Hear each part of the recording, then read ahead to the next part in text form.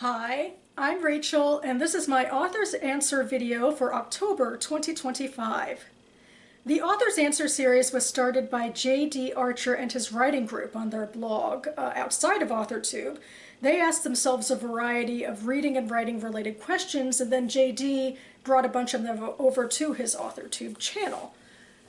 So I'll link to all of that information down below. There are over 100 questions, and I have been going through them sequentially for several years now, answering one question per month. And I'll also link to my AuthorTube playlist down below in case you would like to hear some of my earlier answers. But this month I am up to question number 103. And that question is, what would you consider the book that has influenced you the most? Like some of the other participants on JD's blog, I don't know if I really have a good answer for this. It's rather intimidating to have one big influential book. So instead I thought I would use this as a motivational tool for myself because in August I finished a first full draft of my own fantasy novel, and then I made this big announcement on Facebook, which I'll link to here, where I talked about, what it was like and some of the books that influenced me. And just in case this isn't showing up all that well, I'll just read the post itself. I said, these last 3 lines of the novel draft, which are in the picture, are likely indicative of the long road of editing that lies before me. But I've officially finished draft 1 of my Jewish-inspired YA epic fantasy novel, head explosion emoji. Thanks to inspirations ranging from Game of Thrones, Little Red Riding Hood, Peter Pan, and The Hunger Games, always, existential angst about political violence, see, and enough bastardization of Jewish religion, history, and culture, and Ivrit, which is Hebrew for Hebrew, LOL, to lead to my excommunication. Luckily for me, I'm not important enough for that. But anyway, I will go through all of these inspirations. Game of Thrones was really my first for this novel. I was watching some of the later seasons, and I am mostly talking about the show, actually, in this case. Somewhat the books, but mostly the show, because I was watching the last couple seasons of Sansa and Arya interacting with each other and sort of how things were being framed.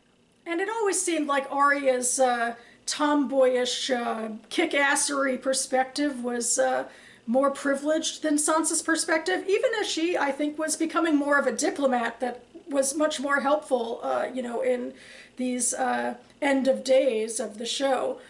So that started me thinking how I wanted to write about, like, feminine magic or a very female character, female-coded. I even have her playing the high harp like Sansa does. So that was one of my first inspirations. And then I have some subplots around Little Red Riding Hood and Peter Pan in the story. Particularly Peter Pan is a little distinct. I have basically a Lost Boys subplot, but I also have the idea of my Sansa character going into a magical wood where there is a wolf character and what that means, and so that's a little bit of my Little Red Riding Hood influence. The Hunger Games might be the most accurate as to sort of a broad influence because of existential angst about political violence, which that's how I see the Hunger Games, and I brought a lot of that into my book about different factions trying to basically understand where they are in the world and jarring with each other, and my character trying to be the diplomat amongst all of that.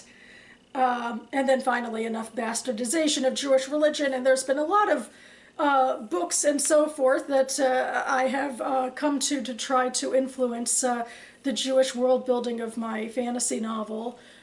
There isn't one in particular that maybe I'll point out and even link to down below called The Secret Book of Kings, which was written by Yochi Brandis and translated from the Hebrew by Yardine Greenspan.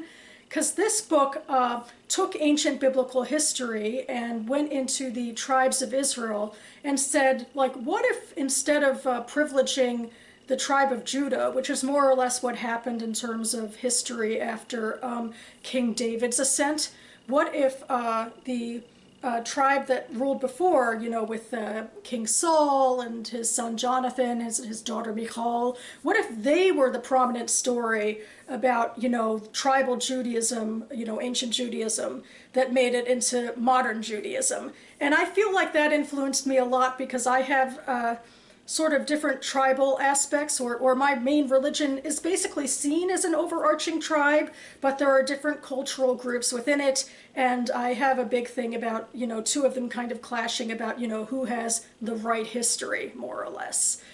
So I think that was a bit of influence as well. And that about covers it for me. Again, I'll leave all of the links I talked about listed down below. And I hope to be back on this channel in the near future with my final mock reads video of 2025, where I highlight a adult fantasy reading list for myself that I want to get through before the Goodreads Choice Awards, so time is certainly running out there. I have already started reading some of these books, at least. So I would love to hear from my fellow fantasy readers, for example, what you are reading, and also what inspires you and what speaks to you the most, whether in writing fantasy or in reading fantasy. Thanks so much for watching, everyone. Keep writing, and I'll see you next time.